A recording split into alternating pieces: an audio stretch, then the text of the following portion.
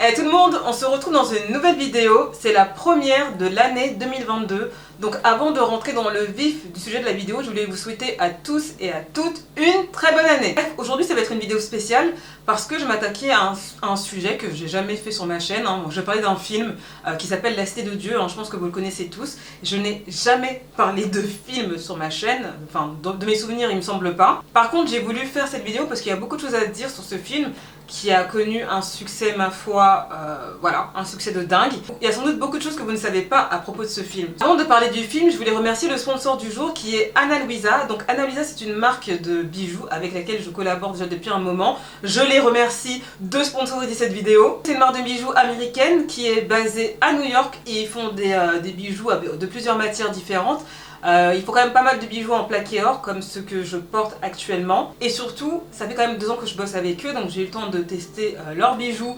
Moi je me lave avec, clairement ça rouille pas, je me lave tout le temps avec. J'ai fait une sélection, donc j'ai pris ces boucles d'oreilles là que je trouve incroyablement belles. Bon, j'aurais peut-être aimé qu'elles soient un peu plus grandes parce que moi j'aime les grandes boucles d'oreilles. Parce que de base je ne mets pas de collier, donc du coup je mise tout sur mes boucles d'oreilles. Mais elles font l'affaire, elles sont très belles et puis je pense que si tu t'attaches les cheveux, on les voit un peu mieux. J'ai pris aussi ce collier, donc c'est un collier où il y a une rose, le dessin c'est une rose en fait, je trouve qu'il est beau, qu'il passe crème, que je peux le porter avec plein de choses, ça habille le cou, et surtout moi qui n'ai pas l'habitude de porter des colliers. Et j'ai pris un autre collier sans savoir que ce collier avait exactement le même motif que ma bague. Donc je porte une bague, alors cette bague là ce n'est pas d'Ana Luisa, c'est une bague, d'ailleurs on m'avait demandé il y a quelques temps pourquoi je portais une bague à cette main là et pourquoi. J'ai jamais répondu en vidéo, d'ailleurs je répondrai jamais parce que c'est personnel, mais cette bague là on me l'a offerte il y a 2 ans maintenant, un peu plus de 2 ans, et qui a une valeur assez significative pour moi, et je vous ne dirai pas pourquoi, comment et qui est-ce qui me l'a offert, mais j'ai trouvé un collier, j'ai pris au hasard, qui a exactement le même motif, qui est trop beau, qui est tout petit, qui est assez discret et qui habille bien le cou, donc je suis trop contente d'avoir des bijoux qui matchent. En gros, en fait ça fait comme si je les avais achetés ensemble alors que pas du tout, ils viennent pas du tout de la même marque. Enfin bref, tout ça pour dire que là ils lancent une campagne pour la Saint-Valentin, donc pour les garçons qui me regardent là, qui ont des copines, n'hésitez pas à regarder sur le site d'Ana Luisa. Vous avez aussi un code promo ici que je vous écris ici, et aussi en barre d'infos. N'hésitez pas à regarder le lien que j'ai mis en barre d'infos, ça va peut-être vous aider par rapport à la réduction que vous pourriez avoir. Et c'est de très bonne qualité, donc n'hésitez pas à aller jeter un coup d'œil sur leur site. Donc aujourd'hui on va parler du film La Cité de Dieu. Donc c'est un film qui est sorti en 2002, ça fait super longtemps, ça va faire 20 ans cette année, le temps passe super vite. Bref, si tu ne le connais pas et que tu es peut-être trop jeune pour le connaître, je vais te faire un résumé très rapide du film. Et d'ailleurs je t'invite vraiment à aller le regarder parce que c'est un film de malade. Premièrement, c'est un film brésilien, vous connaissez sur ma chaîne, je suis très fidèle à moi-même, qui est sorti en 2002, dont le réalisateur est Fernando Meirelles. Bon, un truc dans le genre, je l'écrirai de toute façon. Et cet homme a eu l'idée de faire un film sur une favela qui a été construite dans les années 60, qui s'appelle La Cité de Dieu. L'histoire de cette favela, en vrai de vrai, ça a été des logements sociaux qui ont été construits à l'extérieur de la ville de Rio pour les travailleurs qui n'avaient pas beaucoup d'argent. J'ai fait une vidéo sur justement l'exode rural qui a eu, l'exode rural des nord-estins, donc des personnes de la zone nord du Brésil qui ont immigré vers le sud-est du Brésil pour trouver du travail. Et bref, je vous ai fait une vidéo qui parle des favelas, je te la mets quelque part dans i ici ou là ici, tu comprendras la suite après par rapport à cette vidéo là. Et l'État à cette époque-là avait construit des logements sociaux, en tout cas à la Cité de Dieu, pour les travailleurs qui n'avaient pas beaucoup de moyens, qui étaient quand même assez loin des beaux quartiers. Donc le truc c'est qu'après, la violence est assez vite arrivée dans la Cité de Dieu, et à la fin c'est devenu une favela. Je crois que c'est la favela la plus connue du Brésil à l'étranger. Alors, ça veut pas dire que les gens vont la visiter, les gens vont pas la visiter, mais c'est la plus connue grâce à ce film. Et dans les années 70, il y a eu une bande organisée, donc qui commettait des crimes et plein de choses en tout genre, qui ont semé la terreur à Rio à cette époque. Et ils venaient tous de la Cité de Dieu. Dans les années 70, la Cité de Dieu était l'un des endroits les plus dangereux de l'État et de la ville de Rio. Ça, c'est un bref résumé. Je t'invite vraiment à aller voir le film, à aller le regarder sur internet, tu vas le trouver, pour comprendre bien l'histoire de cet endroit. En 2000, il y a le réalisateur Fernando Meirelles qui s'est dit qu'il voulait faire un film qui va retracer cette histoire, et il fallait qu'il cherche des acteurs pour tourner ce film, tout ça. Donc il s'est dit pourquoi pas aller chercher directement des gens qui vivent dans la favela, parce que qui mieux qu'eux peuvent interpréter le rôle d'une personne qui vit dans la favela. Alors lui et son équipe, ils sont partis dans plusieurs favelas de Rio, donc ils ont cherché des gens à la Cité de Dieu. tels que Zé Pequeno, en vrai qui s'appelle Leandro Firmino, un truc dans le genre, je l'écrirai de toute façon. Celui qui a le rôle le plus important du film vient de la Cité de Dieu. Et il a cherché la majorité de son casting dans la favela de Vidigal qui se trouve à côté de Leblon dans la zone sud de Rio. Ils ont atterri là-bas, ils sont partis faire clairement un casting sauvage. Ils ont demandé à des jeunes de favela si vous voulez participer à un casting en vue de faire un grand film au cinéma. Donc au début les gens de la favela ils comprenaient pas trop, enfin déjà les gens ils venaient pas comme ça à l'époque dans la favela, avant c'était encore bien plus dangereux qu'aujourd'hui, donc avant il n'y avait pas la police pacificatrice dans les favelas, en tout cas au début des années 2000 ça n'existait pas. Et du coup les gens ils comprenaient pas trop, il y en a qui disaient oui au début on pensait que c'était parce qu'ils voulaient faire une interview sur les gens qui vivent dans la favela, donc ils comprenaient pas trop ce qui se passait, alors qu'en fait non, ils étaient venus pour faire un casting. Donc il y en a plein qui ont répondu et donc ils ont commencé à faire passer des castings à ces jeunes de favela, à voir comment ils jouaient, tout ça. Donc ils en ont sélectionné je crois à peu près 200 ou un peu moins, mais bon bref, en tout cas ils ont fait une sélection. Et puis voilà, faut savoir que le Leandro Firmino, celui qui a le rôle de Zé Pequeno, donc le rôle de Zé Pequeno adulte, je précise qu'il y a deux Zé Pequeno dans le film, il y a celui qui est enfant et celui qui est adulte. Ben, l'adulte au début on lui a dit bah vas-y viens, apparemment il y a un casting et tout nanana pour faire un film au cinéma, vas-y viens et tout. Et le mec il a dit bah moi en fait je sais pas, je suis pas acteur, enfin non quoi.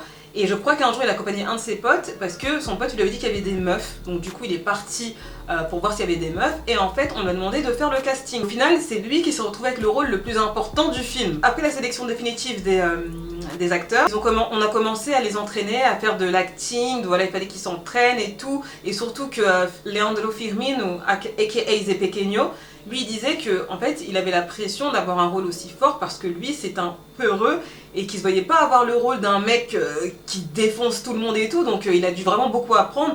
Ils l'ont beaucoup formé pour qu'il puisse interpréter ce rôle à merveille. C'était la phase du casting et après quand ils ont commencé à faire de l'acting, ils venaient s'entraîner tout le temps, blablabla. Ils ont tourné le film, donc ils ont commencé le casting en 2000. Le film est sorti en 2002, donc peut-être que le tournage a dû durer peut-être quelques mois ou peut-être un an, je sais pas. Par contre là j'ai pas la source exacte. Faut savoir que c'est un film qui ne tendait pas à avoir un succès planétaire comme il a eu. Faut savoir que La Cité de Dieu a eu un succès interplanétaire. Ils ont été nominés au Festival de Cannes, ils ont été nominés pour plusieurs Oscars, ils ont voyagé en France, ils ont voyagé au Japon, ils ont été invités dans plein d'autres pays d'Europe. Donc en fait ces jeunes de favela qui ont commencé avec rien, on leur demande de faire un casting pour faire un film. Ils passent d'une vie précaire à une vie de luxe, de voyage, de festival de Cannes, de tapis rouge, de France, de Japon. Enfin eux ils n'ont pas compris, tout s'est passé très très vite. Vraiment ce film a eu un succès qui n'était pas du tout prévu. Après ils sont devenus du jour au lendemain des méga stars au Brésil. Il y en a certains qui ont pu continuer à faire des séries comme La Cité des Hommes. Il y en a d'autres qui ont pu faire des films, il y en a qui ont fait plein de choses et tout ça. Il y a eu Mané Galinha, aka Seu Jorge. Seu Jorge c'est un grand chanteur au Brésil qui a une carrière assurée maintenant à vie. Vraiment ils ont explosé et ils s'attendaient pas du tout à ça. Je crois que Alexandre Rodrigues, aka Buscapé, celui qui était le caméraman du film, lui il disait voilà que lui voilà il est parti, il était à Cannes et tout, il a vu des Lamborghini, je sais pas quoi, il disait que c'est la vie qu'il voulait et que quand il rentre au Brésil et qu'il retournait dans sa favela, il revenait à la réalité en fait. Parce que oui, faut savoir une chose, c'est qu'ils n'ont pas pu déménager de chez eux. Ils sont restés dans leur favela. Hein. Alors vous allez vous dire, mais attendez, un film qui a eu autant de succès, qui est encore culte jusqu'à aujourd'hui, ils ont pu voyager, faire des voyages de presse, ils ont monté les marches d'escalier du festival de Cannes, comment ils peuvent encore vivre dans leur favela en fait? En gros, sachez une chose, c'est que j'ai vu le reportage de La Cité de Dieu 10 ans après. Ils ont fait un reportage qui s'appelle la Cité de Dieu 10 ans après. Et dans ce reportage là, donc c'était en 2012, donc ça remonte maintenant il y a 10 ans aujourd'hui. À la fin du tournage, il y a le réalisateur et toute l'équipe de production, tout ça, qui leur ont fait un deal. Ils ont dit voilà, c'est soit on vous donne un chèque maintenant, de temps, ou soit vous attendez d'avoir le droit, vous gagnez de l'argent par rapport à la diffusion du film, les droits d'image, tout ça, vous gagnez de l'argent à chaque fois que le film est diffusé, tout ça. On parle quand même à des jeunes qui étaient dans des situations précaires, qui n'avaient pas d'argent, qui n'avaient rien, qui viennent de favela, qui n'avaient pas beaucoup d'avenir. Clairement, ils ont choisi le cash maintenant en fait. Et il faut savoir que le cash, c'était une somme mais misérable. Mais je sais pas si vous vous rendez compte de ce qu'ils ont gagné par rapport au succès de ce film. Celui qui a gagné le plus d'argent, c'est Zé Pequeno. Il y a Alexandre Rodrigues também, n'importe quoi. Alexandre Rodrigues, que si je lis en portugais, je vais avoir le réflexe de vouloir parler en portugais. Ils ont gagné 10 000 reais. Ça fait 1500 et quelques euros. Les autres, ils ont gagné 5 000 reais par là, 4 000 reais par-ci, 3 000 reais par-là.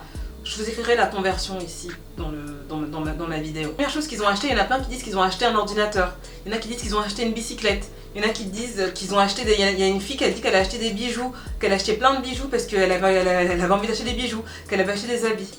Vous vous rendez compte que ce film culte interplanétaire, les gens ont gagné si peu parce qu'ils ne connaissaient pas leurs droits. Et comme ce n'étaient pas des acteurs professionnels, ils ont pu en jouer là-dessus en fait. Aujourd'hui, je ne sais pas à combien de millions d'euros le film a généré, parce que vous inquiétez même pas que le réalisateur il s'en est mis plein les poches, et à mon avis il touche toujours des droits par rapport à ça. Que tous ces participants ont gagné une misère. Et ça, si c'est pas une arnaque du siècle, mais si c'était pas un coup de génie ce qu'ils leur ont fait, mais moi je trouve ça cruel. Même si on leur a proposé dès le départ, soit prendre l'argent, ou soit gagner des droits dessus. Mais comme eux ils savaient pas, ils n'ont pas été éduqués sur l'argent, ils n'ont pas été éduqués sur les droits à ton image, les droits à la diffusion ou peu importe, et ben ils ont pris le cachet, et aussi parce qu'ils ne pensaient pas que ce film aurait eu un tel succès dans le monde. Moi je suis partie voir sur YouTube en 2021 qu'est-ce qui devenait certains acteurs de la Cité de Dieu.